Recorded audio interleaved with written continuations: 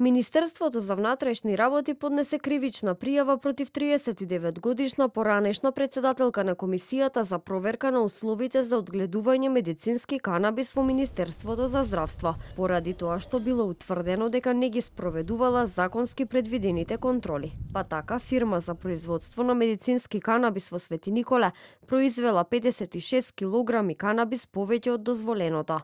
Според информациите на МВР, ова се случувало во периодот од 18 ноември 2022 година, па се до 21 август 2024 година, иако имала обврска да направи најмалку 2 контроли од моментот на сеење па се до бербата, поранешната председателка не ги направила. И покрај доставените известувања од правното лице во текот на 2022 и 2023 година, пријавената не презела действија за вршење на законски пропишаните контроли, постапувајќи спротивно на член 29б став 5 точка 3 и член 29в став 5 од Законот за контрола на опојни дроги и психотропни супстанци, со што му овозможила на правното лице да остvari вишок на производство од 56 килограми канабис, констатиран со записник за извршена контрола од 19.2.2025 година. Телевизија 24 побара одговори и став и од Министерството за здравство, но до објавување на овој прилог не добивме одговор.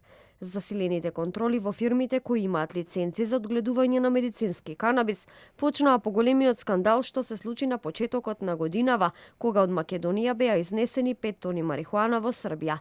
Досега, според информациите на Министерството за здравство, одземени се 9 лиценци на фирми кои одгледуваат канабис. Во однос на истрагата со извезените 5 тони марихуана од Македонија, од основното јавно обвинителство за гонење на организиран криминал и корупција, велат дека засега нема нов момент. Објаснуваат дека истрагата е во тек и активно се постапува против 6 лица, од кои 2 се во притвор. По скандалот со 5 тони марихуана, полицијата спроведе неколку акции низ повеќе градови во Македонија и запленија повеќе од 40 тони нелегално произведена марихуана.